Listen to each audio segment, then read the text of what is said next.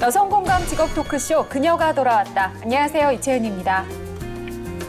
이번 주는 한 달에 한 번씩 돌아오는 주죠. 중장년 특집으로 진행을 합니다. 중장년 추천 직업을 하나 선정해서 월화수 3일 동안 이야기 나눠볼 텐데요. 먼저 함께 하실 분들 소개해드리겠습니다. 직업 전문가 조재한 박사님 함께합니다. 안녕하세요. 예, 안녕하세요. 직업 전문가 조재한입니다. 예, 중장년 특집으로 이제 오늘 함께 하실 것 같고요. 여성분들의 전문 직업을 다양화시키기 위해서 함께 하도록 하겠습니다. 네, 빅데이터 마케팅 전문가시죠. 오기자 교수님 나와 계십니다. 안녕하세요. 네, 안녕하세요. 안녕하세요. 오기자입니다. 유지경성, 뜻이 있어 마침내 이룬다는 말이 있습니다. 오늘 중장년 특집을 통해서 우리 중장년분들의 성공 취업이 꼭 이루어질 수 있도록 응원드리면서 함께하겠습니다. 사회부의 장성민 기자님도 나오셨습니다. 안녕하세요. 안녕하세요. 네, 반갑습니다. 장성민 기자입니다. 날씨가 많이 더운데요. 건강 유의하시고요. 건강해야지 좋은 직업, 건강한 직업 가질 수 있습니다. 오늘도 건강한 직업 정보로 함께하도록 하겠습니다. 네, 중장년 특집으로 이번 주 함께합니다. 키덜트라는 말이 있죠. 예. 요즘 굉장히 많이 쓰는데 어린이를 뜻하는 키드와 어른을 뜻하는 어덜트의 합성어죠. 아이들 감성을 지닌 어른이 어린 시절에 즐기던 장난감이나 만화 등을 성인이 돼서 다시 찾는다 이런 뜻인데 키덜트 시장 규모가 1조 원을 넘어설 거라고 그렇게 그 정도로 크다고 해요. 예. 네. 혹시 뭐 키덜트 관련해서 어릴 때 좋아했던 거 모으거나 모으고 싶은 거 있으세요? 요즘에 조금 피규어가 좀 대세인 것 같아요. 우리 이제 여자들은 어렸을 때 인형놀이 네, 많이 했었잖아요. 네. 그 예를 들면 바비 인형 같은 네. 이런 걸 많이 했었는데 요즘에 이제 피규어들이 조금 성인들한테 되게 인기도 많고 사실 여러 가지 면에서 좀 어필이 좀 되고 있는 게 약간 혼족들도 많이 늘어나고 이러다 보니까 약간 자기의 어떤 정서나 스트레스 해소에 이런 걸 좀 활용하는 부분들이 있어서 저도 한번 피규어 한번 모이기 시작하면 재밌을 것 같아요. 네. 다양한 네. 캐릭터들 모으는 것도. 저는 수집에 큰 흥미가 없어서 저는 뭐 모으거나 하는 건 없는데 제 주변에 이제 친구 중에 그 건담이라는 그 만화 캐릭터 예. 그렇죠. 그거 굉장히 광적으로 모으는 프라모델. 친구 네. 굉장히 있거든요. 근데 그 친구는 진짜 버는 수입의 상당 부분을 그걸 사는데 쓰더라고요. 근데 이제 얼마 전에 장가를 갔는데 이 친구 밥을 안 사는 거예요. 밥 먹고 그러면 술 먹고 그러면 밥을 안 사서 왜 그런가 봤더니 용돈 받아 쓰는데 네. 용돈에서도 거의 대부분 다 그 아. 건담이라는 거 사서 딴 데서 돈을 못 쓰는 거예요. 그만큼 막 뭐 좋아해서 많이 쓰고 또 많이 사기도 하고. 네. 그렇군요. 저도 뭐 그렇게 뭐 수집하고 하는 거를 좋아하지는 않지만 예전에 이제 제가 딱 2개를 수집했던 게 있어요. 그러니까 처음이 총. 네. 그러니까 총 종류를 제가 총이요? 예. 아. 굉장히 많이 좀 수집을 했고요. 또 조립하는 걸 좋아했고. 그 다음에 두 번째가 좀 아쉽긴 한데 지금 잊어버렸어요. 이제 우표. 그러니까 예전부터 우표가 한 5건이 넘게 있었거든요. 야. 굉장히 많이 모았는데 그게 지금 분실된 게 너무 안타깝고 해서 네. 앞으로 어떤 거를 모아볼지 한번 생각을 해봐야 될 것 같아요. 예전엔 진짜 우표 많이 모았었던 그렇죠. 것 같아요. 그렇죠. 수집하고. 그건 나중에 큰 돈 된다 해가지고 많이 모아놨는데 특히 기념우표, 재택 기념우표 기념으로 같은 경우. 네. 그렇죠. 네. 채연 씨는 어떤 거? 저는 많이는 아니고요. 네. 2종류인데 저도 일단 그 여행 갈 때마다 그 나라 민속 인형 요만한 거 그거를 한두 개씩 사와요. 네. 그래서 그런 거 좀 모으고 있고요. 그 다음에 제가 웃는 거 보니까. 좋아하는 그 여러 온갖 종류의 자동차들 요만하게 미니어처로 된 게 미니어처. 있거든요. 아, 예. 그거 이렇게 쭉 모아놨어요. 모으면 어디다 두세요? 진열장 방에? 같은 진열장. 네. 진열장. 그 옷방 드레스룸 같은데 이렇게 위에 수납하고 위에가 남잖아요. 네네. 거기에 이렇게 쭉 다 해놓고 약간 그거를 닦으면서 좀 대리만족을. 근데 사실 그거 이제 모을 때는 좋은데 어느 시점이 오면 그 모은 걸 또 정리하는 것 때문에 고민하기도 해요. 그렇죠. 네. 그래서 그냥 진열장 안에다 쭉 넣어놓고 한 번씩 먼지만 닦아주면서 언젠가 한 번 이 차들을 다 타보겠지 그런 생각으로. 저는 궁금한 게 계속해서 모이면 네. 이게 이제 쌓이다 보니까 정리해야 될 것도 정리하나요? 아니면 그냥 계속 모으는 거예요? 계속 모으더라고요, 보니까. 그래요? 저는 근데 딱 개수가 한정이 돼 있어요. 그 이상 모으지는 않는데 어떤 분들은 정말 그 프라모델 같은 거 네. 방 2개 가득해서 또 거기 그 조금이라도 건드리면 안 되더라고요. 그렇죠. 그거를. 그렇죠. 네. 내가 아는 분은 이제 별다방 그 컵 지역에서 나오는 게 있어요. 그 리미티드 컵 해가지고 그 컵을 보면 이제 그 지역 거를 볼 수 있는 거예요. 그래서 그 세계적으로도 있고 우리나라도 있거든요. 그걸 또 모으는 분도 있더라고요. 그래요. 약간 독특하더라고요. 네. 근데 이렇게 키덜트 시장이 좀 더 이제 확대가 되고 네. 커진다는 건 그만큼 관련된 산업 그리고 일자리도 늘어난다는 게 아닐까 싶은데 혹시 중장년이요 이런 산업과 관련해서 도전할 만한 뭐 취업 분야 이런 게 있을까요? 일단 뭐 우리가 앞서서 오수님 말씀하신 것처럼 피규어 시장도 많이 커지게 되는데 그것보다 일단 중장년층의 여성분들이 좀 하기에는 우리 예전에 혹시 방송했던 것 중에 이 엄마와 추억의 국화빵이라고 해가지고 혹시 기억나세요? 그 하양숙 공방 대표님이 했던 미니어처. 아, 네네. 기억나시죠? 네. 예. 그 미니어처 쪽으로 약간 수공예와 중장년층분들이 오. 좀 움직이게 되면 이러한 전문 직업 강사도 가능하고 창업도 하면서 아카데미를 그렇죠, 운영할 수 그렇죠. 있는 이러한 부분이면 제가 좀 적극적으로 좀 추천할 수 있는 직업이지 네. 않을까 그래 봅니다. 네네. 또 어떤 게 있을까요? 좀 단기 창업으로 한참 인기를 얻고 있는 인형 뽑기방. 굉장히 저렴한 비용으로 사실 기계 하나만 있으면 어디서든 창업이 가능한 부분들이 있는데 사실 이런 부분들도 이제 혼족들이 많이 늘어나면서 어떤 스트레스 해소 이런 것들도 있고 사실 이제 대학가나 초중고 학생들도 많이 참여하지만 중장년층들도 맞아요, 많이 참여하거든요. 근데 이제 중장년이 쉽게 창업하면서 물론 이제 장기간 할 수 있는 내용은 아니지만 좀 이런 부분들도 트렌드를 타고 또 그런 그 리스크 좀 적은 걸로 창업을 하는 것도 좀 틈새 시장을 노리는 것이 아닌가라는 생각이 좀 들어요. 재미도 있을 것 같고. 제가 아는 네, 이모 아나운서가요. 네, 남자인데요. 네. 거기서 너무 잘 뽑아가지고 사장님이 아. 5만 원을 주면서 보낸 적이 있어요. 아, 그거 왜 좋아하냐고 그러니까 제가 아는 대기업의 직원도 그걸 정말 제가 원하는 걸 얘기하면 진짜 뽑아서 다음에 갖고 네. 와요. 근데 어떻게 그걸 왜 하게 됐냐 하니까 이 고도의 집중력과 이 스릴이 완전히 그 짧은 시간 내에 1,000원, 2,000원만 쓰면 되니까 그 성취감이 장난 아니라고 하더라고요. 장 기자님은 추천할 장기자님 지금 만한 뭐 표정 안 좋습니다. 취업이나 창업 분야 어떤 거 있을까요? 아무래도 이제 중장년이라고 하면은 취업보다는 창업 많이 생각할 네. 것 같은데 창업하시는 분들은 이 키덜트나 뭐 이런 충성 고객들이 어느 정도 확보가 된다라는 장점이 사실 이제 그런 것들을 활용하기에 가장 큰 장점이 아닌가 싶습니다. 네. 네. 네, 사실 취미라는 건요. 네. 내가 좋아하는 거, 내가 하고 싶은 것이기 때문에 그냥 내가 즐거우면 되지 다른 사람의 신경을 쓸 필요가 없겠죠. 네. 직업도 마찬가지일 것 같습니다. 내가 하고 싶은 일, 내가 잘할 수 있는 일이라면 그 자체로 의미가 있겠죠. 그녀가 돌아왔다는 오늘도 여러분에게 알찬 직업 정보 전해드리겠습니다. 그녀가 돌아왔다 중장년 특집 오늘의 이야기 시작합니다. 매월 마지막 주 그녀가 돌아왔다에서 선보이는 중장년 특집. 7월 중장년 특집에서는 중장년 추천 직업으로 아동한자 지도사를 선정했습니다. 아동한자 지도사는 아이들에게 교과서와 관련된 한자를 주로 알려주고 동시에 예의범절도 가르치는 교육 분야 직업인데요. 아이들의 교육과 한자에 관심이 있는 중장년 여성들에게 알맞은 직업입니다. 아동한자 지도사가 진행하는 한자 수업은 인기가 많은 학교 방과후 수업 중에 하나인데요. 게다가 아동한자 지도사는 조금 더 전문성을 쌓으면 성인 한자 교실과도 연계될 수 있는 직업적 장점을 갖고 있답니다. 과연 아동한자 지도사 자격증은 어떻게 준비하고 취업과 관련해 알아두어야 할 정보는 무엇일까요? 중장년 특집 아동한자 지도사에 대한 다양한 정보 이번 주 그녀가 돌아왔다에서 알려드립니다.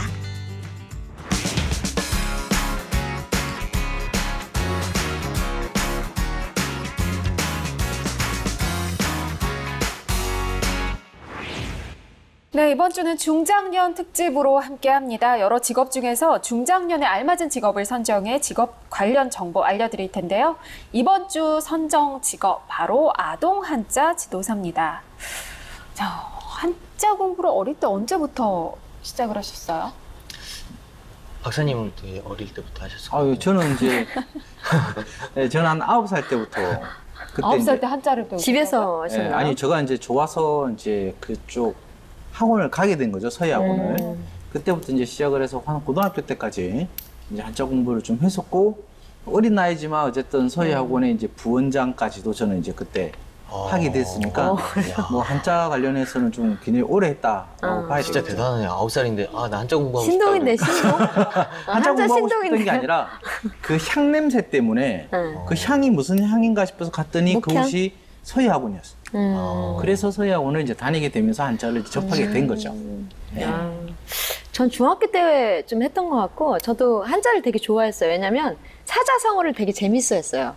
그 사자성어 그거를 하면서 뜻을 풀이하고 그러는 거에 되게 재밌었는데 좀 어려웠던 건 좀 뭐냐면 그 이쁘게 책에 나온 대로 이렇게 글씨를 따라하는 게 이게 쉽지가 않더라고요. 네. 그래서 그거가 제일 좀 어려웠는데 그 자체는 되게 재밌었던 것 같아요. 음률이나 이렇게 따라하고 이렇게 약간 예전에 말하면 서당 소리처럼 네. 그 정도까지는 아니지만 그렇게 하는 게 좀 재미가 있었던 것 같아. 약간 음악적인 요소가 좀 겸비된 느낌? 뭐 따라하면서 그런 게 재밌었던 것 같아. 그리고 좀 유식해 보이잖아요. 한자 많이 하면. 네, 저는 어릴 때는 많이 안 해봤고 군대 있을 때 이제 군대 있으면 시간이 좀 많이 남으니까 네. 한자 시험, 자격증 시험 한번 도전했다가 떨어졌어요. 너무 갑자기 높은 급수에 도전을 해가지고 네. 떨어졌는데 그때는 공부할 때는 원래 그렇잖아요. 차도 내가 갖고 싶은 차가 생기면 길에 나가면 그 차만 보이잖아요. 그렇죠. 한자 공부도 하다 보니까 그렇게 한자들이 많이 보였는데 떨어지고 난 뒤로는 안 보이더라고요. 제도전 안 하시고요? 아, 제대로 했어요. 그래요. 네. 다시 옛날로 돌아오시군요. 그냥 네. 외박을 위한, 외출을 위한 그냥 뭐 그런 것도 있었고 그 그런 당시에는 이제 부분도 뭐 있었던 것 같아요. 자격증 따기 막 열풍 같은 게 하도 네. 많이 불었어가지고 네. 군대에서 막 몇 개 따니 막 이런 거. 아, 군대도 트렌드가 있군요. 그렇네요. 네. 네, 네.千씨는 전 제대로 배운 건 중학교 때 학교 가서 배운 거. 중고등학교 때 그때 배운 게 네, 뭐 제대로 배운 것 같고요. 중고등학교 한문 시간 그 외에는 따로 배운 적은 없었던 것 같아요. 그랬다가 이제 아나운서 시험 준비하면서 네. 필수로 해야 돼서 네. 한국어 능력 시험 때문에 좀 공부를 했는데 음. 한국어 능력 시험 때는 쓰는 거는 안 들어가니까 그렇죠. 네, 그냥 뭐 학교 다닐 때처럼 열심히 하지는 않았던 것 같아요. 네. 근데 한자를 공부하면 고사성어, 사자성어 자연스럽게 공부하게 되잖아요. 혹시 최근에 의미 있게 다가왔던 뭐 고사성어, 사자성어, 한자성어 이런 거 있을까요? 전도양양이라고 네. 앞길이 크게 열려서 희망이 있다라는 그런 뜻이 네. 있는데 요즘에 사실 좀 희망을 갖고 사는 사람이 많지 않은 것 같아요. 마음은 갖고 싶은데 현실적으로 좀 그런 부분에 있어서 어려움을 좀 갖고 있는 분들이 많은데 이 전도양양이라는 그 새로운 어떤 희망을 만들어내는 그런 좀 한자 수거가 요즘에 좀 많이 와닿는 것 같아요. 네. 저는 과유불급이라고 이제 저는 이제 기자다 보니까 기자들 사이에서 취재 열기 때문에 약간 정도로 지나치는 게 굉장히 많거든요. 네네. 그래서 만약에 뭐 자신만이 얻을 수 있는 특종을 했다고 하더라도 그 돌아오는 비난이 굉장히 크거든요. 그렇죠. 최근에도 그런 일이 있었었고 그래서 기자 생활하면서 과유불급이라는 말 항상 좀 되새기는 편입니다. 네. 조 박사님요? 저는 뭐 최근에 정치 쪽이나 일반 이제 조직에서도 자기 이익을 이제 다 하면 그 사람을 우리 흔히 말하는 배신이라고 이야기하는 토사구팽이라는 저는 좀 사자성어를 좀 많이 좋아하거든요. 쓰죠, 언론에서. 왜 갑자기? 왜냐면 실제로 이런 경우들이 굉장히 많아요. 그리고 우리가 이 생활에서도 겪는 부분이기 때문에 어찌보면 그 이익을 위해서는 어쩔 수 없다라고 할 수 있지만 이런 부분들이 좀 너무 팽배하면 이 사회 분위기도 안 좋아지기 때문에 저는 항상 네. 토사구팽, 의리를 지키자라는 네. 생각을 갖고 있습니다. 네. chen 씨는 뭐? 두 분 다 계속 아까부터 저를 보고 아, 궁금해. 궁금하잖아요. 네. 저요? 사자성어는 아니고 고사성어 저는 화무시비롱. 네? 화무시비롱. 화무시비롱? 작가님 왜 웃으세요? 네. 네. 꽃의 향기는 네, 열흘을 넘기지 못한다. 네. 에이. 요즘 와서 엄청 와닿아요. 왜 와닿는지 모르겠지만, 네. 뭔가 이렇게 굉장히 씁쓸해지는 느낌은 뭘까요? 네. 많은 사람들에게 알려주고 싶은 이야기입니다. 알겠습니다. 근데 조 박사님은 서예를 네. 계속 하셨다고 그러셨잖아요. 그러면 그 이제 보통 서예 하시는 분들 특히 더 그렇고 예전에는 이름을 호를 많이 붙였잖아요. 혹시 예. 호를 붙인다면 어떤 거 붙이고 싶으세요? 저는 예전에 다닐 때 이제 저희 스승님께서 이제 하사하신 호가 있습니다. 제가 이제 어릴 때 갖고 있던 청송이라고 푸를 청에 이제 소나무 송자. 그래서 사시사철 푸른 소나무가 되거라. 항상 변함없이 밝게 커거라. 라는 이제 측면에서 청송이라는 부분이 있고요. 제가 이제 뭐 표구라든지 액자라든지 부채라든지 이렇게 글을 쓰게 되면 항상 청송이라는 것을 붙이게 됩니다. 멋있네요. 네. 잠시 한자와 관련된 이야기 나눠봤고요. 직업 이야기 계속해서 이어가 보겠습니다. 오늘 알아볼 직업이 아동 한자 지도사예요. 예. 사전적으로 어떤 직업인가요? 일단 한국 직업 사전에는 등재되어 있지 않는 직업명이라고 말씀을 드릴 수 있고요. 한자의 경우 이제 문학연구원 직종으로 좀 구분되어 있기 때문에 그 관련해서 이제 제가 좀 설명을 드리고요.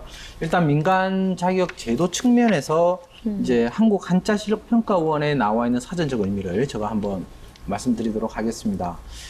아동 한자 지도사 같은 경우는 유아, 초등학교 학생의 한자 지도 강사 및 주민자치센터, 평생교육원 등 사회교육기관의 아동을 대상으로 한자 교육 강사로 기초 한자, 천자와 교과서 한자어, 성어에 대한 지식을 갖추고 한자 기초 교육을 담당하는 자라고 명시가 되어져 있다라는 점 네. 알고 계시면 될 것 같습니다. 네. 그러면 최근과 또 이제 과거 비교했을 때 뉴스 흐름 어떻게 나타나고 있나요? 예, 사실은 아동 한자 지도사라는 어떤 용어나 직업이 생긴 지가 얼마 안 되다 보니까 관련 뉴스들은 좀 많이 없는 편이었고요. 뭐 시사성 있는 기사들은 사실은 거의 없는 편이었습니다. 대부분 이제 아동 한자 지도사에 대한 어떤 직업 소개, 어떤 그런 인터뷰 이런 기사들이 많았고 또 한편으로는 아동 한자 지도사 자격증에 대한 소개, 자격증 취득 방법 이런 것들을 소개하는 어떤 그냥 정보 전달성 기사들이 주를 이루고 있는 상황이었습니다. 그러면 사회적인 시선은 어떤 식으로 나타나고 있나요? 예, 먼저 이제 아동 한자 지도사 지도사는 마찬가지로 이제 선생님이라고 불려지다 네. 보니까 약간 존중 그리고 존경적인 어떤 그런 사회적인 시선이 좀 있는 편인 것 같고요. 특히나 이제 과목 자체가 한자다 보니까 조금은 격이 높고 조금은 품이 있는 그런 어떤 사회적 시선이 있는 것 같고요. 제가 이제 종사자분들 대상으로 좀 여쭤봤더니 지역에 따라서도 사회적인 시선이 다르다고 해요. 그래요? 그래서 네. 한자 인기가 가장 많은 지역이 이제 전주라고 합니다. 아무래도. 전주에 비해서 상대적으로 없는 거지 뭐 거기가 완전히 없다는 건 네, 아니고 네. 전주에서는 뭐 아동 한자 지도사라든가 아니면 한자 지도사분들이 굉장히 인기가 좋은 편이라고 그래서 사회적인 시선도 굉장히 긍정적인 시선이 많은 편이라고 합니다. 네. 지역별로도 네. 또 그렇게 차이가 나는군요. 저도 한번 가보니까 이게 가문 써주고 네. 막 이런 네. 어떤 가훈 체험하는 같은 거. 네. 가훈. 가훈도 쓰고 이제 가문에 관련한 네, 네. 뭐 자기의 명언 이런 거 쓰는 네. 행사들이 많잖아요. 네. 뭐 그런 것도 영향을 미치지 아무래도 않을까. 이제 지역 특성상 이제 한자와 조금은 그렇죠. 연관성이 깊은 네. 지역에서는 좀 더 인기가 좋은 것 그렇죠. 같습니다. 아무래도. 예. 아동 한자 지도사 직업에도 퍼스널 브랜드가 필요할까요? 이제 아동 한자 지도사가 사실 이제 고정적인 직업 개념보다는 이제 프리랜서들이 좀 많다 보니까 아무래도 퍼스널 브랜드가 되게 중요한 게 이제 지속적으로 좀 하는 부분에 있어서 좀 필요하고 또 하나는 이제 결국에는 이게 대상이 있어야만 지도를 하는 거잖아요. 그러니까 지도를 받는 사람들의 어떤 만족도가 평가에 반영돼서 그 사람의 어떤 퍼스널 브랜드가 되는 개념도 있어서 그런 것이 이제 자기의 어떤 수입하고도 연결이 되는 부분들이 있죠. 그래서 자기의 그런 브랜드 관리를 좀 확실하게 그 오프라인에서도 명확하게 좀 해주는 게 네. 사실은 더 필요하죠. 온라인보다 오프라인이 더 필요한 직업 중에 한 분야입니다. 네. 자, 지금부터는요, 빅데이터 키워드 분석을 통해 아동 한자 지도사 직업에 대해서 더 자세하고 다양한 이야기 나눠보겠습니다.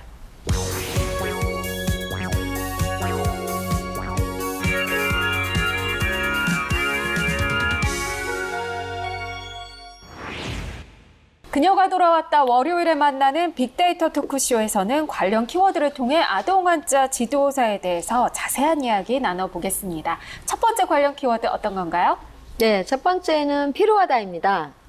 그래서 아동 한자 지도사가 아까 장 기자님도 말씀하셨지만 데이터가 그렇게 많지가 않아요. 그래서 네. 많지가 않아서 그 한자 교육 키워드로 이제 했을 때 그 1위가 필요하다라고 네. 그다음에 2위가 강화하다라는 뜻으로 이제 나타났습니다. 필요하다. 어떻게 해석을 할 수 있을까요? 그러니까 우리가 쓰는 어휘의 상당 부분이 사실 한자로 이루어져 있는 부분이 상당히 그렇죠. 많아요. 그래서 네. 좀 어려운 부분도 좀 있는데 네. 이제 예를 들면 구토하다의 구토라든가 포옹이라든가 이런 것들도 사실 한자거든요. 우리가 네. 많이 쓰고 있지만 네. 그리고 이제 감사라는 뜻은 동음이유가 너무 많아가지고 그렇죠. 같은 발음으로 하지만 뜻이 정말 다른 것들이 상당히 많아요. 그래서 네. 이 뜻을 제대로 알지 못하고 한자를 제대로 이해하지 못하면 엉뚱한 방향으로 이제 쓸 수 있는 부분들도 상당히 많다는 거죠. 그래서 우리가 이런 문맥이나 한자를 좀 이해하는 데 있어서 이런 한자가 우리 생활에 많이 필요하다라는 인식이 좀 돼서 필요하다라든가 그다음에 강화하다라는 내용의 네. 어떤 한자 교육의 필요성을 좀 언급하고 있는 부분들이 이렇게 나타나는 것 같습니다. 네. 요즘 이제 한창 이 부분 가지고 한동안 그렇죠. 논란이 됐었는데 초등학생에게 한자 교육 어떻게 보세요? 필요할까요? 네, 저는 개인적인 생각으로 저는 필요하다라고 미리 말씀을 좀 드리고 싶어요. 실질적으로 뭐 교육대 교수님 196명께서 반대 성명도 하고 네. 뭐 사교육을 조장한다 여러 가지 이런 부분도 있었지만 실질적으로 그에 대해서 사교육의 뭐 비용은 크게 뭐 들어가지는 않을 것 같은데 네. 저는 왜 교육이 필요하냐 핵심적으로 말씀드리면 이 단어 저는 이 키워드를 이해하는 거를 좀 중시 여기는 스타일입니다. 그러니까 이 용어에 대해서 이해가 안 되면 맥락을 이해할 수가 없고요. 이게 왜 어떤 문맥에서 어떻게 내가 앞으로 활용을 해야 되는지 모든 것들은 이 단어에서 나오기 때문에 이 네. 단어를 설명하기 위해서 나름대로의 한자 또 그 갖고 있는 의미 이 부분들을 좀 재해석할 수 있는 부분에서 저는 반드시 좀 필요하다라고 네. 생각을 하고 있습니다. 네, 어떻게 보세요? 저는 한자가 사실 초등학생에게 굉장히 어렵다고 느꼈는데 실제로 주변에서 보면 그 아이들이 그거를 좀 재밌어하는 성향이 되게 많고 그 한자 지도사가 있잖아요. 자격증 따는 게 있잖아요. 그 애들이 굉장히 성취감을 갖더라고요. 아, 그러면 네, 그리고 또 그거에 대한 사교육비라고 했는데 사실은 방문지 학습지가 대체적으로 많아요. 그러다 보니까 그런 비용들은 사실은 그렇게 그 자체로는 그렇게 높은 비용은 좀 아니어서 어떻게 보면 아이들이 이제 언어 취득이라는 게 모든 언어가 그렇지만 어릴 적에 좀 취득해야만 좀 오래 갈 수 있고 이해력도 빠르잖아요.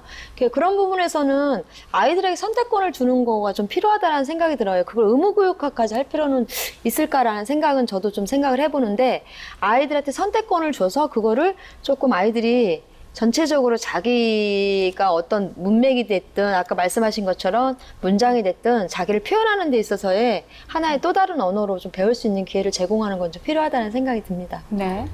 저도 한자 교육은 좀 필요하다라는 네. 생각을 하고 있는데 왜냐면은 말씀하신 것처럼 사실 뭐 그 우려되는 뭐 사교육이라든가 이런 것들은 다른 데서 뭐 나타나면 뭐 그쵸. 나타나지 그 네. 한자 때문에 그게 나타난다고 그렇죠. 보여지진 네. 않아요. 네. 그리고 이제 한자 교육이 가지고 올 수 있는 여러 가지 장점이 많은데 단지 이게 좀 지속성을 가질 수 있게끔 어른들의 역할이 좀 필요한 것 같아요. 사실 저도 자격증 탈 때 진짜 열심히 외웠는데 지속하지 못하니까 금방 까먹더라고요. 맞아요. 근데 제가 네. 공부했던 방식이 틀렸던 것 같아요. 그 당시 이제 아까 교수님 말씀하신 것처럼 아이들이 재밌어하는 게 뜻풀이하고 네. 그렇죠. 그 모양의 형상을 풀이하면서 어떤 뜻을 갖고 있구나 이렇게 어떤 그런 식으로 공부를 해서 그런 것들을 좀 추후에도 꾸준히 좀 사용하고 확인할 수 있고 뭐 이런 식으로 교육을 해야 되는데 단순 뭐 한자를 위한 한자 교육 이런 것들은 좀 지양할 필요가 있고 네. 좀 지속성을 갖고 할 수 있게끔 어떤 어른들의 어떤 코치라든가 이런 것들이 좀 필요하면 아니 가능하면 네. 한자 교육 충분히 해야 된다 보고 네. 있습니다. 네. 아무래도 이제 이런 우려가 나오는 게 급수를 따기 위해서 자격증을 네, 따기 맞아요. 위한 수단으로 전락하기 그쵸. 때문에 그런 게 네. 아닐까 싶어요. 근데 사실 한자는 뜻이 중요한 말이니까 그렇죠. 쓰거나 뭐 그런 걸 잘 못해도 읽을 줄 알고 뜻을 알면은 되는 부분이거든요. 네. 이제 당사자 1인이죠 제가 자격증을 따기 위해서 그렇죠. 했던. 근데 어떻게 보면 어릴 적부터 인문학을 접할 수 있는 그럼요. 가장 쉬운 방법이기도 한 것 같아요. 그 안에 네. 정말 많은 네, 이야기가 맞아요. 담겨 있고 역사가 스토리도 담겨 많고. 있고 아무래도 이제 초등학생들의 사교육 우려가 가장 큰 것 같은데요. 그런 부분이 좀 잘 이루어진다면 네. 아무래도 어린 나이부터 이 한자 교육을 받는 거는 정말 필요할 것 같습니다. 네. 자, 아동 한자 지도사 첫 번째 키워드 살펴봤고요. 두 번째 키워드 어떤 건가요? 예, 두 번째 키워드는 이제 문화센터 취업입니다. 예, 네. 그래서 한자 지도사 키워드로 전체 이제 테마 분석을 했을 때 1위가 문화센터 취업으로 나타났고요. 7위가 이제 문화센터였습니다.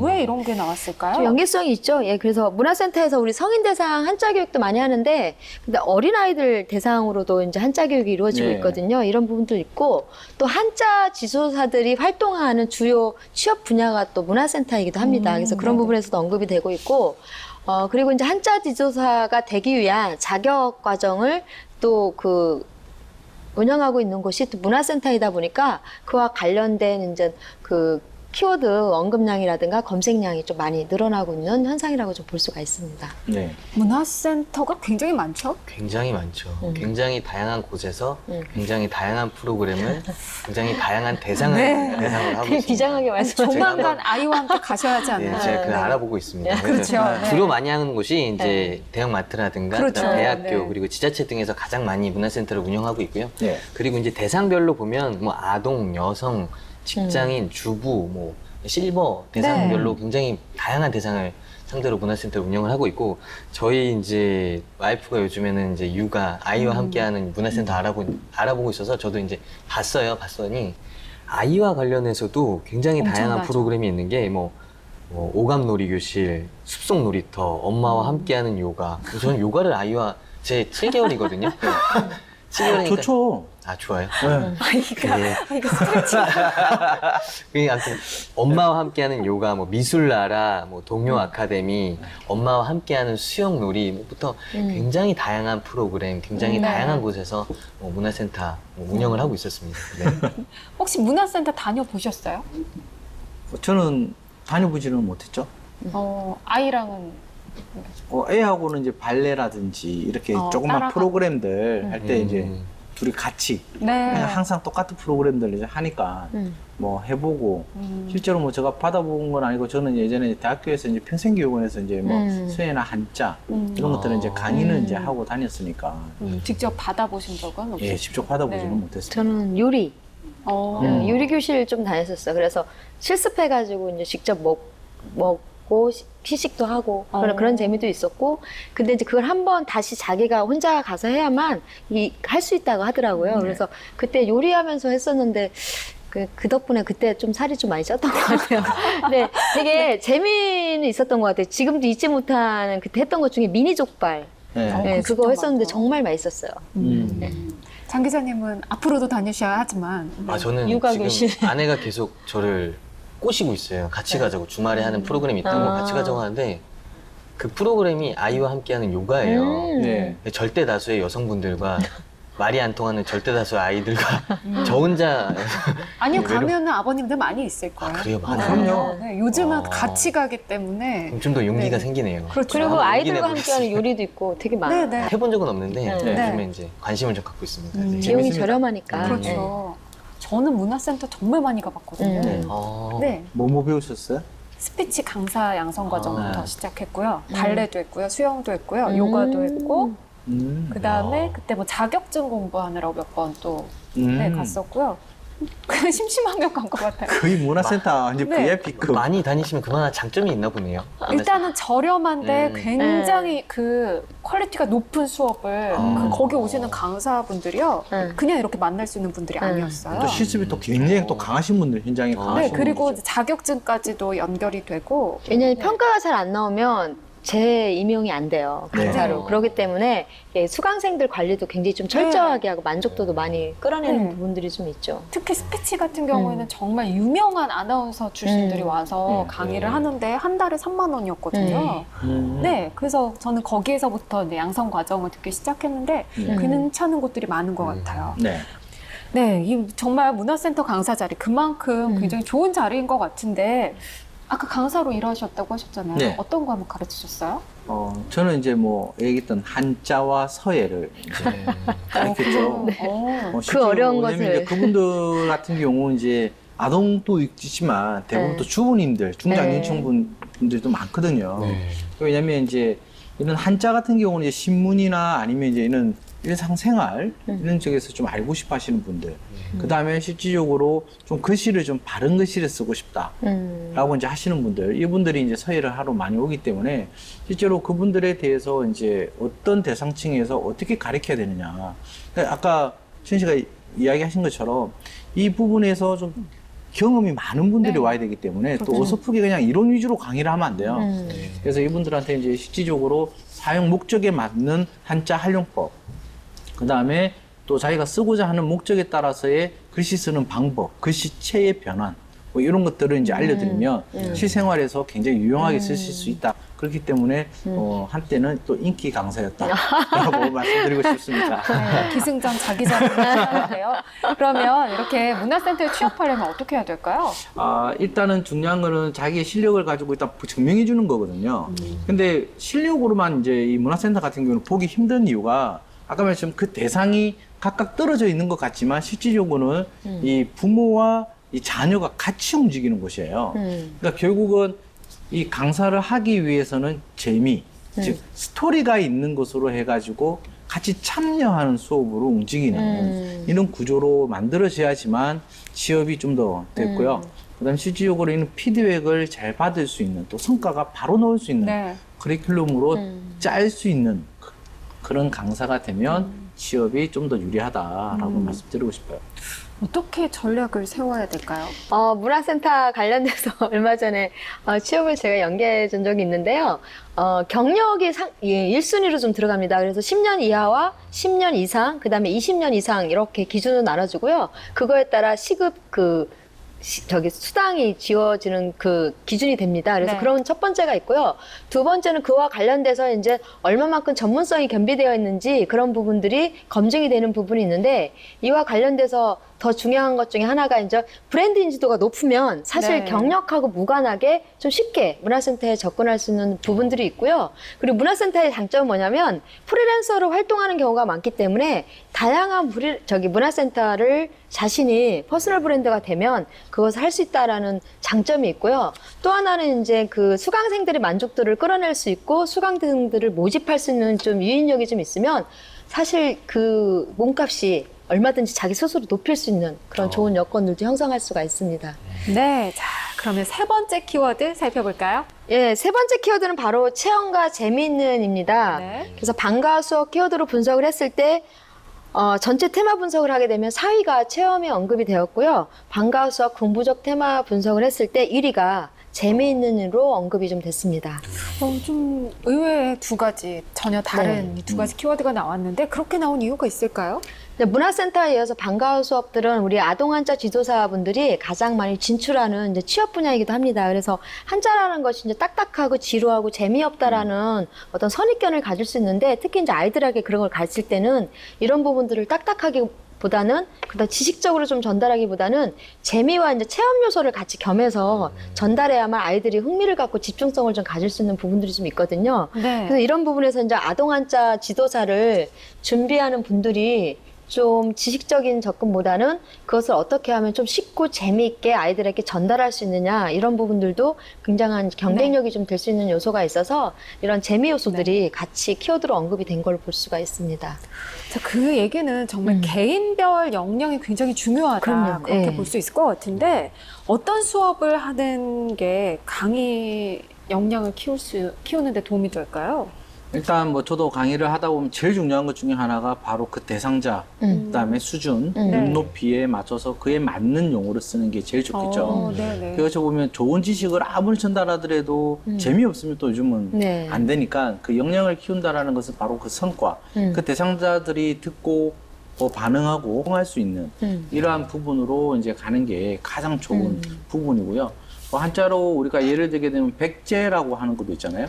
그래서 백제가 이제 일백백자에 성공할 도울제, 성공할제 이러한 부분인데 우리가 알고 있는 것처럼 처음에는 십제라고 불렀죠. 네. 그래서 이런 이제 10개의 부족이 모여서 연합체가 이루어졌고 그 이상이 이제 100개 이상이 됐던 부분이기 때문에 이러한 히스토리를 같이 이야기해 주면서 그 의미를 전달할 때 지금 강사의 역량 그다음에 이걸로 또 쉽게 활용할 수 있을 때 이 부분들의 효과가 배 이상으로 나타난다라고 말씀드리고 싶네요. 네. 사실은 이제 아이들이 가장 이제 수업을 하면서 가장 힘든 거는 집중도가 굉장히 짧은 시간밖에 이루어지지 않는다라는 거예요. 그래서 사실은 이제 이런 부분에 있을 때 게임을 좀 접목하시면 훨씬 더 재미있게 좀 할 수 있습니다. 특히 한자는 부수별로 다 뜻들이 있어서 그걸 풀어줄 때 그걸 스토리화 시켜서 한 다음에 그걸 역할극으로도 할 수도 있고 그걸 또 한자 수거라든가 사자성어라든가 이런 것들을 게임하고 접목시켜서 어떤 이렇게 서로 그 낮추기라든가 이런 것들도 팀워크 게임으로도 좀 할 수 있고 여러 가지 부분들을 접목을 좀 하시면 재미도 있으면서 실질적으로 아이들이 직접 그것을 재현해보는 그 한자 그 사자성어나 이런 것들을 하는 부분들이 있어서 훨씬 더 좀 효과를 높일 수 있는 그 방법이 될 수 있을 것 같습니다. 네. 저는 뭐 아동 한자 지도사 분들이 뭐 다양한 어떤 디테일한 것들이 있겠지만 무엇보다도 좀 스토리텔링이 있는 이야기가 있으면 그렇죠. 재미있을 것 같아요. 맞아요. 왜냐면 특히나 한자 같은 경우에는 이제 뜻 속에 어떤 그런 것들이 다 있잖아요. 그래서 그런 것들을 좀 뭐 전래동화 전해주듯이 네네. 재밌게 설명할 수 있는 어떤 그런 역량을 키우는 것도 중요한 포인트가 아닌가 싶습니다. 네. 네, 자, 지금까지 중장년 추천 직업으로 선정된 아동한자 지도사 직업에 대한 빅데이터 분석해봤는데요. 우리 중장년 특집 주니까요. 잠시 또 중장년 삶에 대한 이야기도 좀 나눠보죠. 얼마 전 서울에 사는 30대에서 60대까지 성인들을 대상으로 조사를 한 자료에 따르면요. 응답자들이 하루 중에 가장 행복한 시간이 저녁 7시부터 9시였고요. 행복하지 않은 시간이 오전 7시부터 10시였다고 합니다.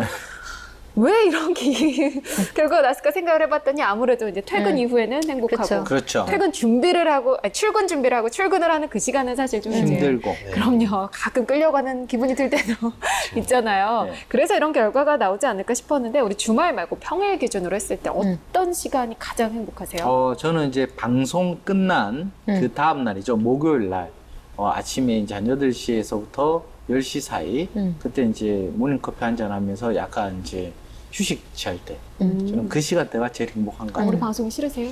아니죠. 이제 어쨌든 방송 끝나고 나서 좀 네. 휴식을 취할 수 있는 그 좋긴 시간이 하시는데 목요일이죠. 스트레스를 많이 받으시나요? 그렇지는 않아요. 방송을 통한 스트레스. 네. 네, 그런 걸로 하겠습니다. 네.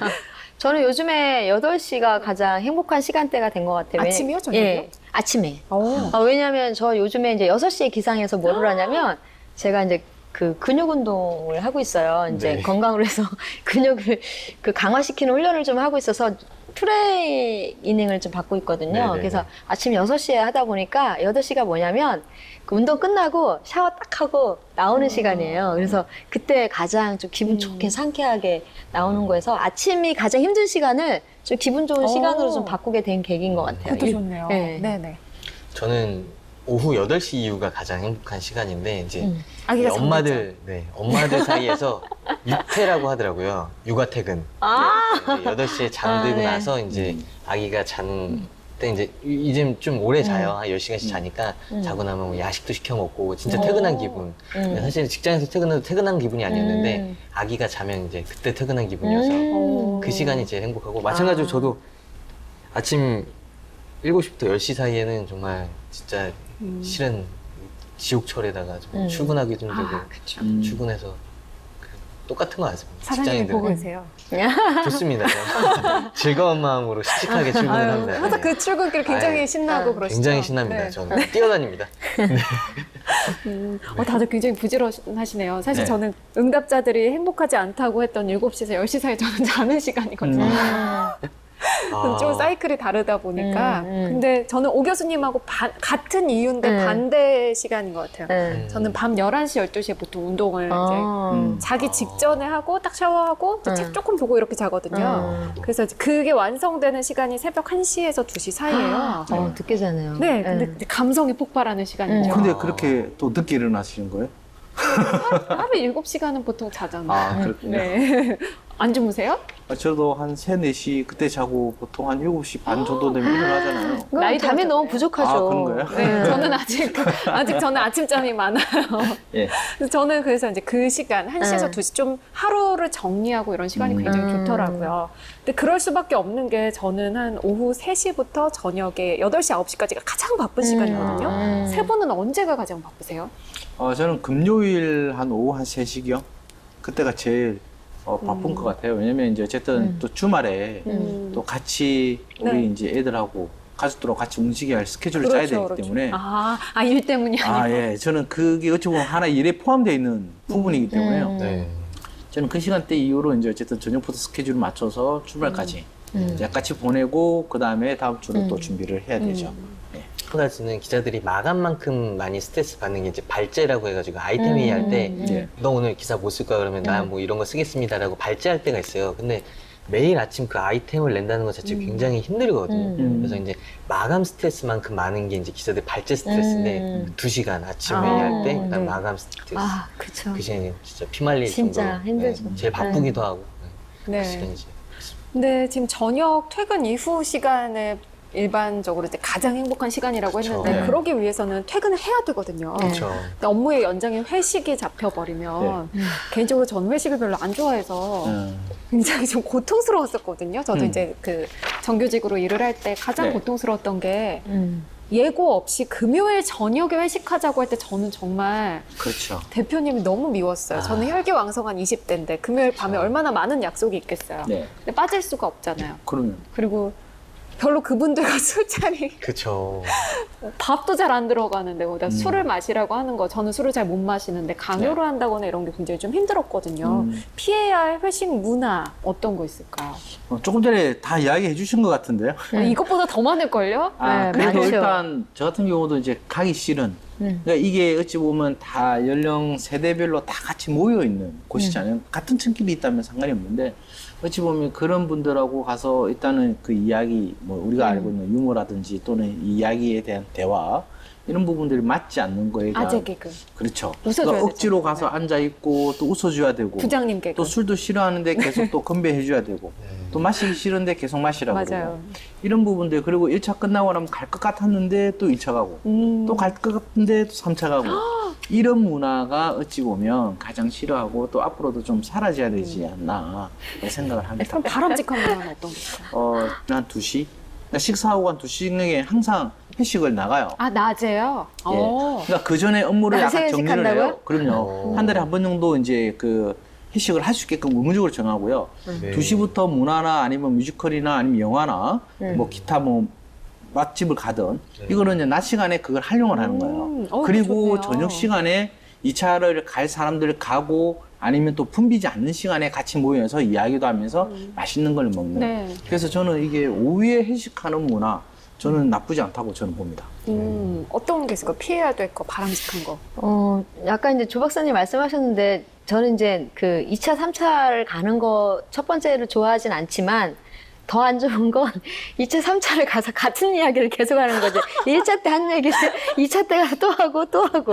그거 하고 또 하나는 저는 회식을 싫어하진 않아요. 회식 좋아합니다. 회식은 좋아하는데 중요한 건 뭐냐면 매번 같은 장소를 가는 거죠. 그러니까 뭐냐면 기대치가 없는 거죠. 회식에 대한 기대치. 그래서 저는 그 회식에 대한 기대치를 만들어주면 회식도 되게 좋아할 것 같아요. 왜냐면 보통 직장인들이 평상시에는 좀 비싼 거 많이 못 먹잖아요. 그런데 이제 회식 때 이제 평상시 가지 못했던 맛집이라든가 그다음에 조금 럭셔리한 체험을 할 수 있는 곳이라든가 약간 이색 체험을 할 수 있는 그런 곳에 가서 좀 식사를 하거나 그러면 사실 한 번쯤 가보고 싶은 그 니즈가 있기 때문에 그런 부분들이 좀 있고 아까 이제 말씀하신 것처럼 이렇게 늘 같은 장소에 가서 같은 메뉴를 먹고 이런 개념들이 아니라 좀 어떤 때는 공연도 좀 보고 어떤 때는 실제로 이제 현장에 가서 뭐 일과 관련된 것들에 대한 체험도 하면서 같이 네. 재미있게 좀 즐겨보는 것들도 하게 되면 좋을 것 같아요.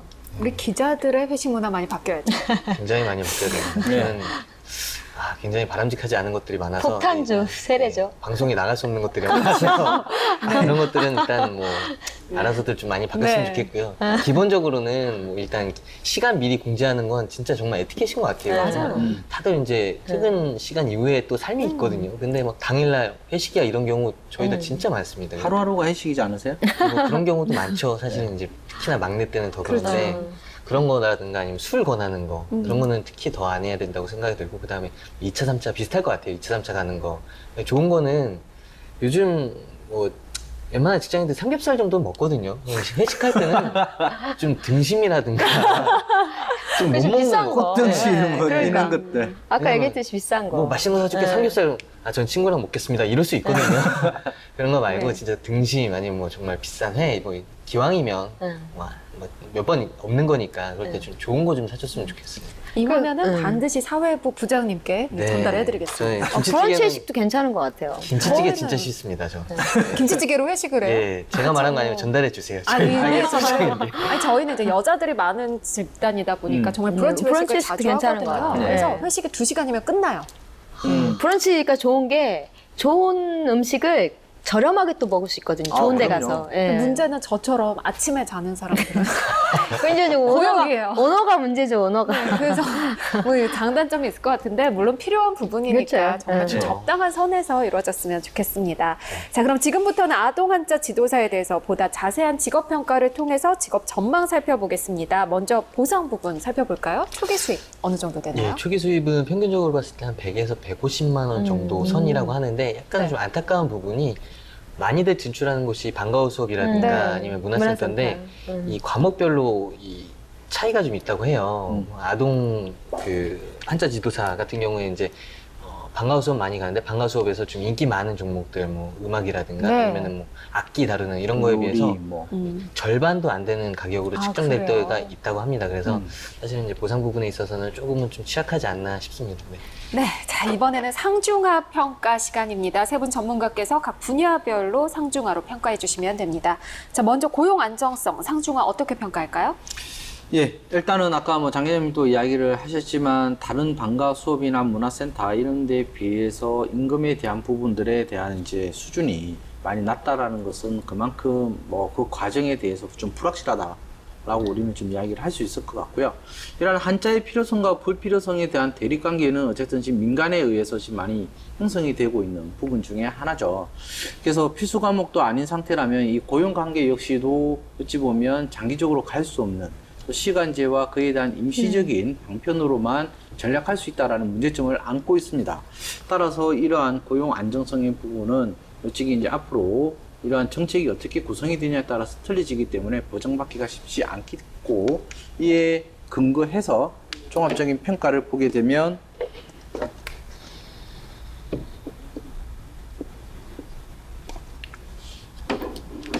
저는 고용 안정성 하로 평가하도록 하겠습니다. 네, 고용 안정성은 하로 평가를 하셨고요. 직업 전문성 어떻게 평가할까요? 아동 한자 지도사라는 그 대상에 국한을 좀 두게 되면 사실은 난이도를 크게 가져가지 않아도 어느 정도는 아이들한테 가르칠 수 있는 수준은 충분하게 늦게 시작을 하더라도 가능하다고 생각하는데, 이제 성인 한자 지도를 만약에 하게 되면 굉장히 이제 난이도가 높아지는 부분들이 있어서 전문성이 좀 많이 높아져야 된다라고 생각을 합니다. 왜냐하면 쓸 줄도 알고 읽을 줄도 알고 많이 알아야 되는 부분들이 좀 있기 때문에 전문성이 있는데, 지금 오늘은 어쨌든 간에 이제 그 아동이라는 그 대상에 맞춰서 이제 평가를 하게 되면 직업 전문성을 중으로 보고, 네. 뭐 기존에 한자를 많이 알고 있던 분들이 하면 가장 좋고요. 그렇지 않고 또 재미를 가지고 또 다시 시작하는 분들도 충분하게 자기의 어떤 실력을 키워갈 수 있는 여지는 네. 분명히 있다라고 볼 수가 있겠습니다. 직업 전문성은 중으로 평가를 하셨습니다. 고용 평등은 어떻게 평가할 수 있을까요? 예, 일단 한자의 이제 고용하고 교육 참여 비율은 이제 좀 어찌 보면 좀 증가를 하고 있다라고 보면 될 것 같고요. 또 유아 대상으로 해서 이런 한자 교육, 또 우리가 좀 시청각 교육으로도 많이 하고 애니메이션으로 됐던 뭐 마법 천자문이나 이러한 이제 여러 가지 이 교육 자료로도 활용되고 있어요. 그래서 관심도를 많이 높이고 있기 때문에 이런 분야에 이제 좀 참여율은 높아지고 있는데, 실제로 한자라는 게 이 기존에 남성들이 좀 많이 있고 우리가 흔히 말하는 이 어르신분들이 많이 이제 점유했던 부분이긴 합니다. 하지만 지금 이러한 아동 한자 지도사 같은 경우는 여성분들의 비율이 굉장히 이제 높기 때문에 이러한 고용 평등성 측면에서는 중 이상 상까지도 바라볼 수 있기 때문에 저는 종합적인 평가로서는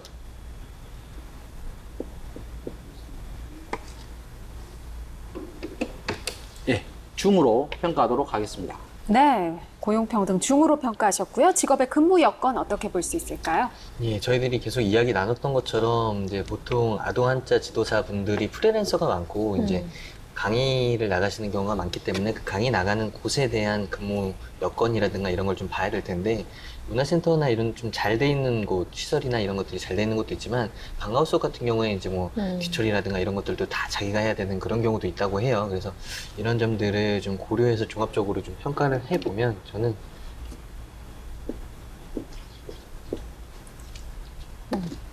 중으로 평가를 하도록 하겠습니다.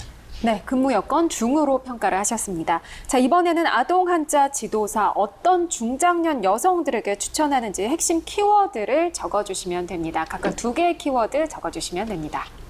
네, 오 교수님부터 키워드 공개해 주시죠. 어쨌든 이제 가르치는 직업이다 보니까 이제 가르치는 거에 대한 교육에 대한 적성이 좀 맞지 않으면 좀 힘든 부분들이 있을 수 있는 게 이제 1대 다수의 교육도 있지만 또 1대1로 해야 되는 밀착 교육도 있을 수 있기 때문에 좀 교육에 대해서 좀 가르치고 그 다음에 배우는 거를 보고 성취감을 좀 느낄 수 있는 적성에 좀 맞는 분들이 좀 좋을 것 같아서 그 전에 경력이 연결되는 분들이 좀 하시면 훨씬 더 좋을 거라는 생각이 듭니다. 그래서 두 네. 번째는 뭐냐면 기존의 이제 주입식 교육의 개념이 아니라 어떤 전달력에 있어서 재미와 체험을 함께 겸해야 되는 부분들이 있기 때문에 창의적인 발상을 겸해서 아이들이 재미와 만족감을 좀 느낄 수 있고 집중도를 좀 높일 수 있는 그런 교육 방법들이 계속 지속적으로 좀 업그레이드되고 개발이 돼야 되는 분들이라서 좀 그런 부분들이 연결이 되는 분들이라면 훨씬 더 그 아동 한자 지도사로서의 역량을 발휘할 수 있을 거라는 생각이 듭니다. 네, 조 박사님도 키워드 공개해 주시죠. 예, 저는 첫 번째 키워드로 판단력이라고 저는 이야기를 했고요. 어쨌든 이 유아라는 부분들을 가리키다 보면 실제로 다양한 질문들이 나올 수 있고요. 또 어떤 대상에 대해서 이해를 서로 어떤 친구는 이해를 했는데 어떤 친구는 이해를 못 할 수도 있죠. 그래서 이 상황에 맞게끔 어떻게 빨리 이 친구들을 알려주고 그다음에 더 쉽게 가르쳐 줄까라는 부분의 판단력이 조금 센스 있는 분들, 이분들한테 좀 추천드리고요. 두 번째, 가장 중요한 좀 키워드라고 생각하는데 천의 얼굴. 그러니까 이게 하늘 천이 아니죠. 그래서 이 천의 얼굴이라는 것은 웃고 울고 다양한 이 형태의 얼굴 형태를 보이면서 이 형상 문자, 특히 한자 같은 경우는 이에 대한 의미를 좀 빨리빨리 설명을 해주는 게 중요하기 때문에 쉽고 재밌고 빠르게 효과적으로 알려줄 수 있는 얼굴 표정도 같이 겸할 수 있는 분이라면 굉장히 좋은 직업이다. 저는 추천을 하고 싶습니다. 혹시 네. 조금 전에 개그였나요? 아니요? 진지하게 진심이시죠? 하셨죠. 왜냐면 천의 얼굴이라 했을 때 이 하늘에서 내려준 얼굴 뭐 이렇게 오해하시는 분들이 있어서 예. 이 천천이라는 제가 하늘 천자인 줄 알았습니다. 알겠습니다. 네. 키워드 공개해 주시죠. 네. 저는 2가지 키워드 꼽아봤는데 첫 번째로는 이야기꾼, 두 번째로는 연계성이라고 꼽아봤습니다. 사실 이제 아까도 저희들이 얘기했지만 이제 한자 같은 경우에 숨어있는 어떤 이야기들이 굉장히 많잖아요. 한자에. 그래서 그런 분들 좀 주변에도 정말 이야기 재밌게 하시는 분들 있잖아요. 그런 분들이 어떤 한자에 대한 어떤 풀이라든가 이런 것들도 굉장히 재밌게 해주실 수 있어서 유리하지 않을까 싶고 네. 두 번째로는 어느 정도 좀 연계성 있는 직업에 종사하셨던 분들이 유리할 것 같아요. 뭐 유아 교육이라든가 아니면 뭐 한자니까 중국어 관련 전공하셨던 분들이라든가 이런 식으로 좀 연계성을 갖고 있는 직군에 종사하셨던 분들이라면 좀 더 유리하지 않을까 싶어서 저는 두 번째 키워드는 연계성을 꼽아봤습니다. 네, 자 지금까지 아동 한자 지도사에 대한 여러 가지 이야기 나눠봤는데요. 마지막으로 종합평가 시간입니다. 중장년에게 아동 한자 지도사 직업 어떤지 5점 만점을 기준으로 평가해 주시면 됩니다. 오 교수님 점수 공개해 주시죠. 예, 제 결론을 먼저 말씀드리면 저는 4점으로 좀 정했습니다. 그래서 그 아동 한자 지도사가 사실은 프리랜서 일을 할 수 있고 육아와 병행할 수 있다라는 굉장히 장점이 있고요. 또 중장년층한테는 이제 기존의 한자 세대들이 많기 때문에 그걸 충분하게 발휘할 수 있다는 장점이 있고 그런 부분들이 오히려 프리랜서라는 부분들이 장점으로도 적용하지만 안정성이라든가 환경적인 부분에서 좀 미약한 부분들이 좀 아직은 많고 의무화된 교육들이 아직은 아니다 보니까 선택의 여지가 좀 많습니다. 그래서 그런 부분들을 고려했을 때 4점으로 평가를 했고요. 네. 주부분들도 충분히 네. 도전을 하시면 자신의 어떤 역량 개발에도 도움이 많이 되실 것 같아요. 5점 만점에 4점으로 평가하셨습니다. 조 박사님은 몇 점으로 평가하실 건가요? 네, 저는 이제 한자의 필요성을 스스로 느끼지 못한다면, 왜 배워야 되는지 못 느낀다면 실제로 이 아동 한자 지도사는 큰 의미가 없지 않냐라고 생각을 합니다. 우리가 보통 어학을 공부하고 여러 가지를 배우지만 우리가 영어도 배우고 한글도 배우고 여러 가지 언어 배우잖아요. 근데 한자도 마찬가지로 자기의 배움에 새로운 하나의 터라고 저는 생각을 하거든요. 우리가 동남아권이라든지 우리의 역사를 또 알고 또 해외여행 나가도 실제로 뭐 일본, 가까운 일본, 중국도 그렇고 다 한자가 많이 사용이 되잖아요. 그래서 그 언어를 모르더라도 그 의미만 잘 파악할 수 있으면 가능하다라고 저는 볼 수가 있습니다. 따라서 일단 고용 안정성, 그 다음에 임금 수준, 그다음 사회적 지위, 그 다음에 뭐 직무 만족성, 직업 지속성 여러 가지 측면에서 우리가 좀 고려를 해봐야 되겠지만 이 레버리지 효과라고 해서 이 약간 지렛대에서 약간 불균형을 이루는 거는 있죠. 즉 공급은 막 늘어나는데 수요는 부족할 수 있는 이러한 약간 함정이 있다라고 저는 말씀을 좀 드릴 수 있을 것 같고요. 일단 한자 이 키워드를 알면 알수록 굉장히 유익한 직업이다라고 생각을 합니다. 따라서 총점으로 말씀을 드리면 5점 만점에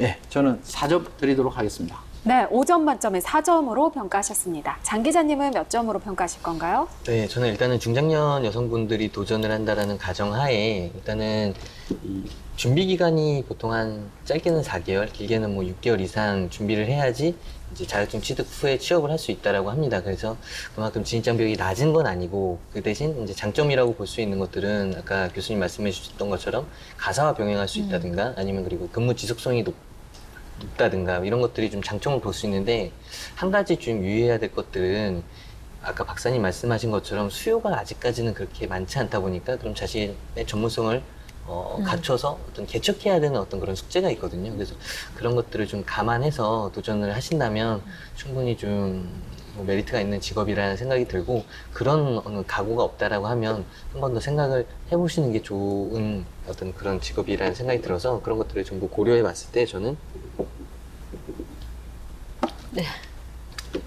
4점으로 평가를 하도록 하겠습니다. 네, 5점 만점에 4점으로 평가하셨습니다. 오늘은 세 분 전문가 모두 다 4점으로 평가를 하셨습니다. 네, 아무래도 이제 앞으로의 가능성을 본다면 정말 굉장히 중요하고 필요한 부분이기 때문에 가능성으로 본다면 더 네. 점수가 높게 나오지 않을까 그런 생각이 듭니다. 오늘 함께 해주셔서 고맙습니다. 네, 감사합니다. 감사합니다. 자라나는 아이들에게 지식을 전달하고 또 체험을 하게 해주는 교육 분야, 이 관련된 직업은요, 많은 사람들이 도전을 하고 또 계속해서 관심을 갖고 있는 분야이기도 하죠. 내일은요, 아동 한자 지도사 자격증과 취업 전략에 대해서 자세히 알아보려고 합니다. 내일도 저희와 함께 하시면서 좋은 정보 많이 얻어가셨으면 좋겠습니다. 저희는 내일 다시 돌아오겠습니다. 고맙습니다.